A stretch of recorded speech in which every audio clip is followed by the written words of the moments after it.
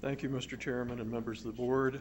I'm Michael Duniho. I live at 1590 North Saddleback Avenue in Tucson. I've not spoken in this forum for 4 years since I was appointed to your Election Integrity Commission. A sequence of events has brought me here today. The first event, in November 2011, the state added new election requirements, including one that counties must sort early ballots by precincts for the hand count audit.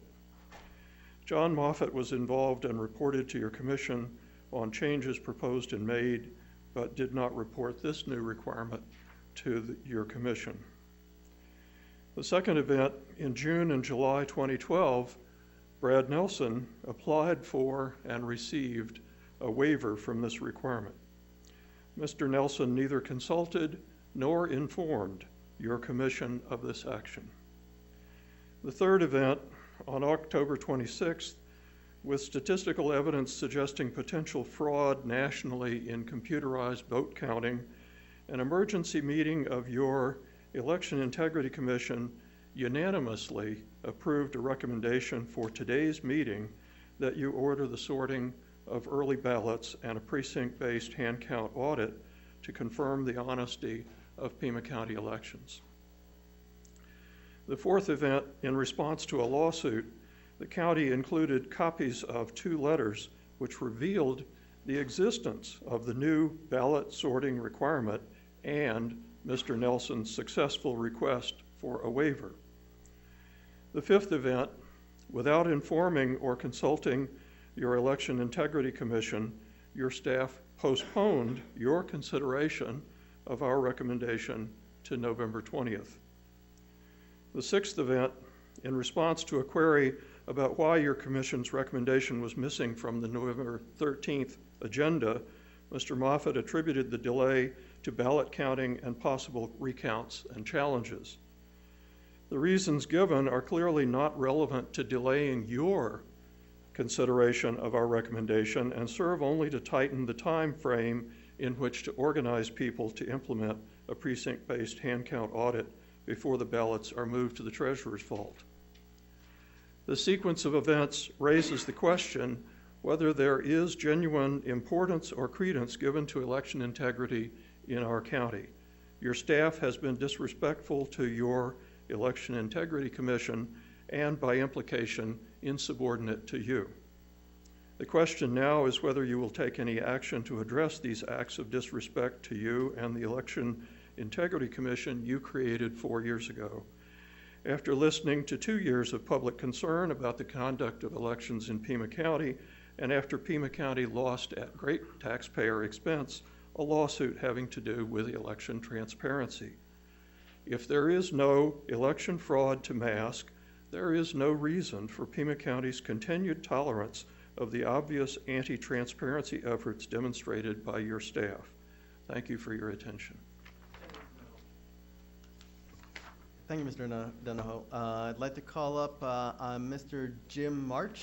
Please identify yourself for the record. You have 3 minutes.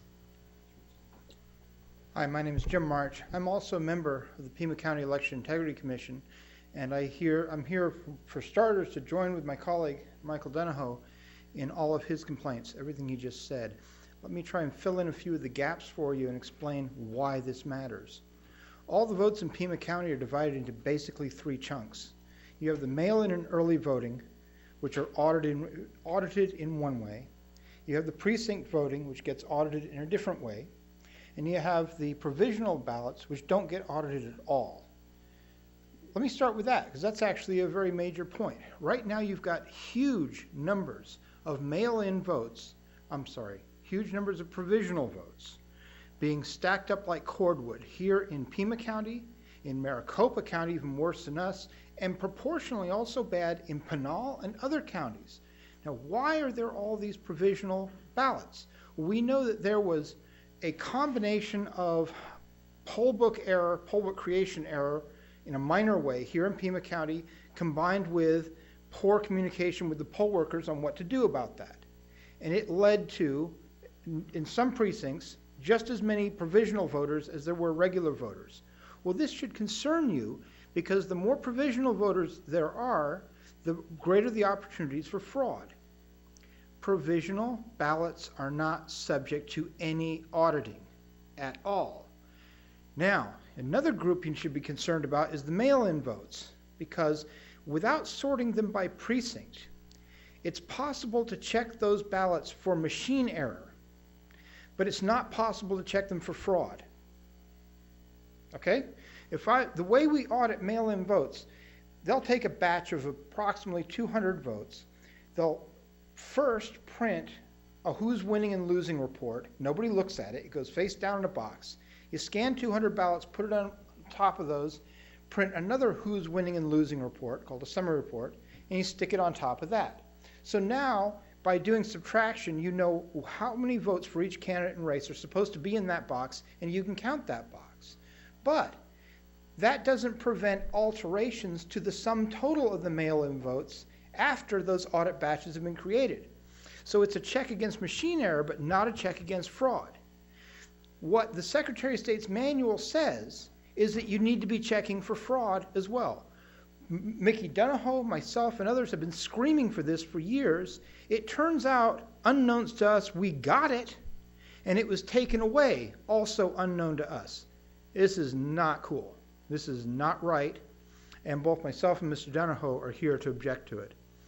But beyond that, there are greater issues of election security that we need to think about, including what's going on with all those provisionals, and is it random chance that all the counties have got enormous numbers of provisionals created by different problems in each county? Is it coincidence, or does somebody want unaudited votes? Thank you, Mr. March. Is there anyone else who would like to address the board or call to the public? Hearing none, this meeting stands adjourned.